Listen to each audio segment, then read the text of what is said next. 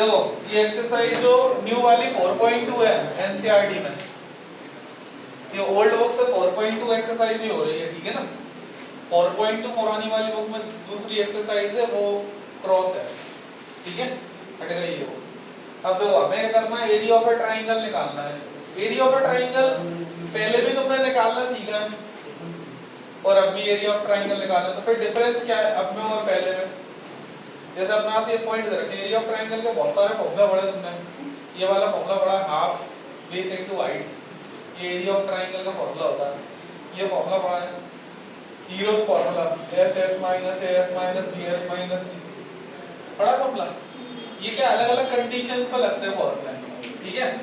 एक फॉर्मूला ये भी पढ़ा है तुमने, हाफ ऑफ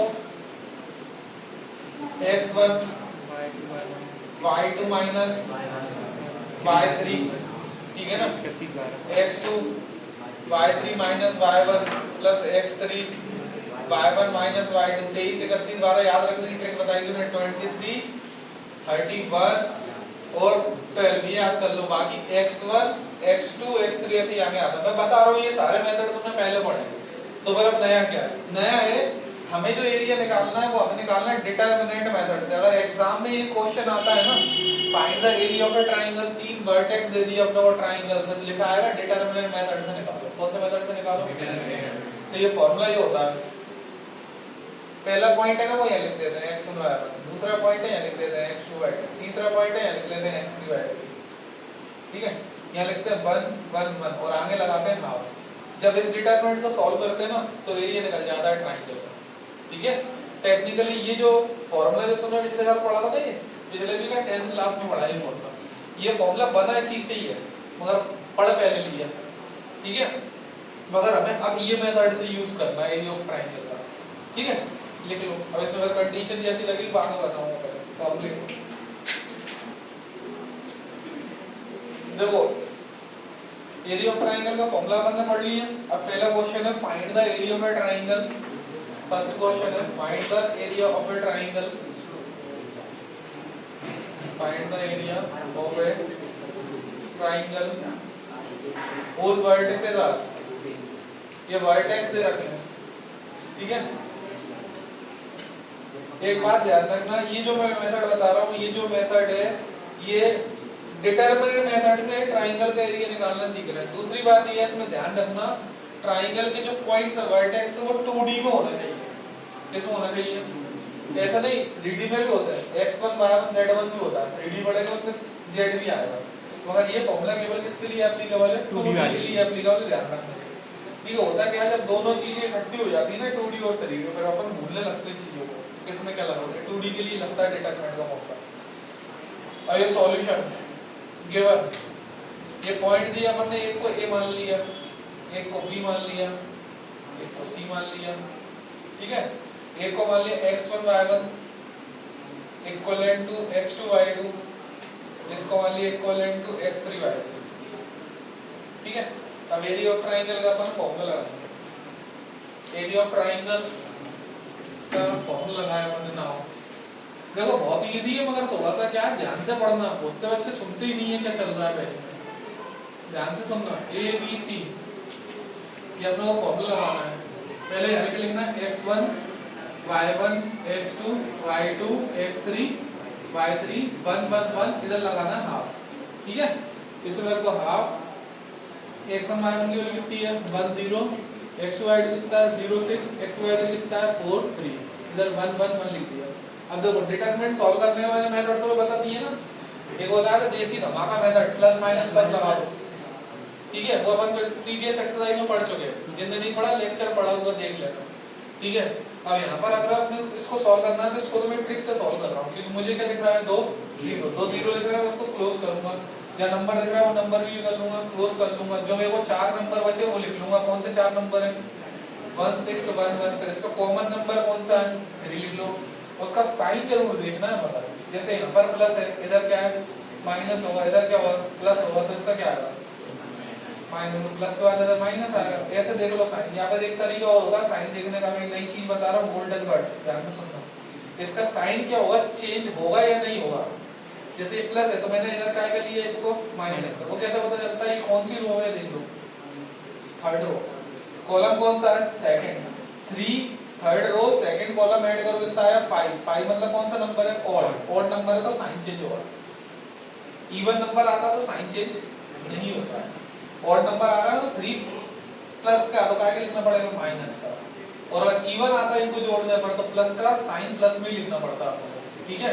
जैसे फॉर एग्जांपल मुझे इसका साइन देखना, प्लस का क्यों लिया साइन, ये कौन सी रो है देखो इधर, कौन सी रो फर्स्ट रो और फर्स्ट कॉलम दोनों का ऐड करो 1 + 1 कितना होता है 2, 2 मतलब इवन इसलिए प्लस आ रहा है, ठीक है। पहले नहीं बताया था कि जैसे जैसे आगे बढ़ते हैं तो छोटी छोटी बातें बताते रहते हैं, यहाँ पर ये माइनस से क्यों आता है कि कौन सी रो है रो फर्स्ट कॉलम कौन सा है second, first row second column कितना है 3 मतलब ऑड, इसलिए इसका साइन क्या करना पड़ेगा चेंज, माइनस लेना पड़ता है। जब माइनस लगाते हैं ना किसी चीज में तो उसका साइन ऑटोमेटिक क्या हो जाता है चेंज, माइनस से मल्टीप्लाई किसी नंबर को माइनस से मल्टीप्लाई करने का मतलब क्या होता है उसका अपन साइन क्या कर रहे हैं चेंज कर रहे हैं, पता है ना, माइनस से मल्टीप्लाई नहीं कर रहा है उसका साइन क्या कर रहे हैं अपन चेंज कर रहे हैं। जैसे 4 है प्लस का मैंने माइनस से मल्टीप्लाई करा तो क्या हो जाएगा -4, और माइनस का ही 4 है और मैंने माइनस से मल्टीप्लाई करा तो क्या हो जाएगा प्लस का, साइन चेंज करना होता है माइनस से मल्टीप्लाई करने का मतलब। अब इसको अपन ने सॉल्व भी कितना है -3/2, इसमें लगा है लवी मेथड, इसका चिंटू यहाँ बीच में माइनस, इसका चिंटू ये चिंटू मतलब इनटू, ये सॉल्व कर दिया कितना आया -3/2, ये आया 1 - 6 मतलब -5, टोटल करा -3/2 इनटू -5 कितना होगा माइनस माइनस प्लस 50/2, ये होगा स्क्वायर यूनिट एरिया होगा ट्रायंगल, ठीक है। अब एक बात सुनो जरा, एरिया होगा ट्रायंगल का ये स्क्वायर यूनिट जरूर लिखना, एरिया नेगेटिव अगर आ जाए यहाँ पर क्योंकि ये डिटरमिनेंट को थोड़ी पता है तो एरिया निकाल ले, ये तो मेथड है ना, डिटरमिनेंट क्या है मेथड है, उसको थोड़ी पता तो एरिया निकाल ले, ठीक है। ये वैल्यू न्यूमेरिकली नेगेटिव भी आ सकती है, मगर एरिया क्या होता है न्यूमेरिकली पॉजिटिव, तो अगर नेगेटिव आंसर आता है ना तो तुम्हें ब्रैकेट में न्यूमेरिकल लिख के आंसर को क्या लिखना है पॉजिटिव। जब एरिया वॉल्यूम लेंथ ये चीजें निकालते तो नेगेटिव भी आता तब भी हम उसको क्या कंसीडर करते हैं पॉजिटिव कंसीडर करते हैं, तो नेगेटिव भी आया तो क्या लिखोगे पॉजिटिव लिख लो। एक क्वेश्चन करके दिखाना, ये क्वेश्चन ट्राई करो फिर आंसर बता रहे हैं इसका, जब तक सब लोग ऑनलाइन में स्टूडेंट ऑफलाइन के भी कर रहे हैं, और इसका थर्ड क्वेश्चन ऊपर गया सेम मेथड है, ये करो एरिया दो, ये मैंने क्वेश्चन करने दिया था ये सोल्व भी कर लिए, सब लोग अपना अपना सॉल्यूशन मैच कर लो, ठीक है। जिसकी कहीं प्लस माइनस गलती मैं पहले बता चुका हूं कैसे सॉल्व करते हैं डिटरमिनेंट, ये पूरा क्वेश्चन सॉल्व कर लिए चेक कर लेना, ठीक है ना। तो नेक्स्ट क्वेश्चन HW है, question number 2, show that the points, second question, show that the points हमें दिए हैं,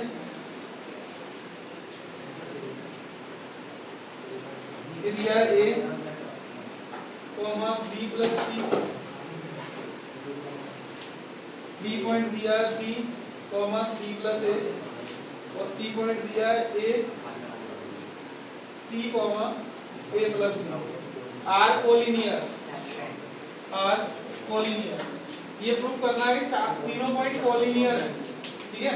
कोलिनियर का मतलब क्या होता है, ये तीनों पॉइंट एक ही लाइन पर है। देखो अगर कोलिनियर प्रूव करना तो भी एरिया निकालना पड़ेगा, बस एरिया इसमें 0 आएगा, क्यों आएगा क्योंकि देखो जब तीनों पॉइंट नॉन कोलिनियर होते हैं, नॉन कोलिनियर होता है एक लाइन पे नहीं आ रहा है तब ट्राइंगल बनता है, और ट्राइंगल बनेगा तो उसका एरिया बनेगा, और जब लाइन पर होंगे पॉइंट एक ही लाइन पर तीनों पॉइंट होंगे तो इनसे ट्राइंगल नहीं बनेगा तो एरिया भी नहीं आएगा, एरिया कितना आएगा 0 आएगा इस कंडीशन में। तो कोलिनियर पॉइंट प्रूव करना पड़ता है तब भी अपने को एरिया निकालना, बस वो एरिया कितना आएगा 0 आएगा। तो ये अपन ने एक पॉइंट ले लिया x1/1, दूसरा पॉइंट ले लिया अपन ने x2/2, ये ले लिया अपन ने x3/2, ठीक है।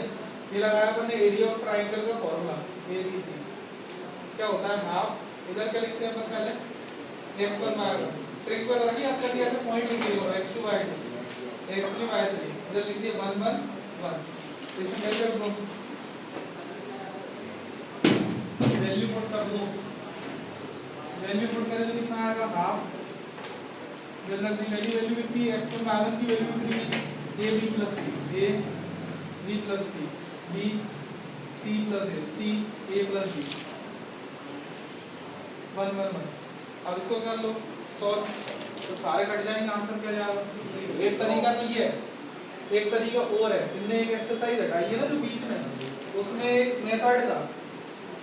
वो क्या मेथड था कि जैसे अगर अपन इसको इसमें ऐड कर देते हैं, ये वाला कॉलम दो दिख रहा है, कॉलम दिख रहा है C1, और ये कौन सा कॉलम है C2, C1 को C2 में ऐड कर देंगे तो यहाँ पर सेम वैल्यू बनेगी। जैसे अगर B प्लस C को ऐड करूँ तो क्या हो जाएगा A प्लस C, इधर ऐड करूँ तो A प्लस इधर भी ऐड करूँ तो A प्लस, तो वो वैल्यू कॉमन आ जाएगी A प्लस, फिर यहाँ पर क्या होगा 1 1 1, इधर भी क्या है 1 1 1। अब दो लाइन अगर सेम हो जाती है ना, डिटरमिनेंट के अंदर दो कॉलम सेम हो जाते हैं तो उसकी ऑटोमेटिक वैल्यू 0 मानी जाती है। क्या मानी जाती है ऑटोमेटिक 0, सॉल्व नहीं करना पड़ता फिर उसको, ठीक है ना। तो यहाँ पर तो अपने वो अब हटा दिया अभी फिलहाल, तो अपन ऐसे ही कर रहे हैं बिना प्रॉपर्टी वाले से कर रहे हैं, प्लस माइनस प्लस लगा दिया अपन, ठीक है। ये तो अब सब सोचना पड़ेगा ना, उसी हिसाब से बताना पड़ेगा तुमको। ये फिर क्या है माइनस बी प्लस सी, फिर कितना है प्लस 1।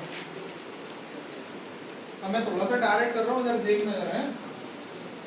जैसे अपन ने इसको क्लोज किया, मैंने छोटे डिटरमिनेंट बताया था ना, तो मैं इधर में डायरेक्ट लिखूंगा इधर वैल्यूज, तो इसको क्लोज करा तो क्या होगा, इसका इनटू यहाँ होगा, इसका इनटू यहाँ होगा, इसका इनटू यहाँ लगाया तो क्या आएगा c प्लस a, फिर माइनस क्या आएगा इसका इनटू यहाँ, तो माइनस a माइनस b आ जाएगा, क्योंकि देखो इसको तुम इससे क्लोज करोगे इनटू करोगे तो c प्लस a आएगा, तो बीच में माइनस आता है ना, इसका इनटू इससे करोगे तो a प्लस b तो आएगा, और उस माइनस का भी तो इनटू होगा, तो माइनस a माइनस b हो जाएगा।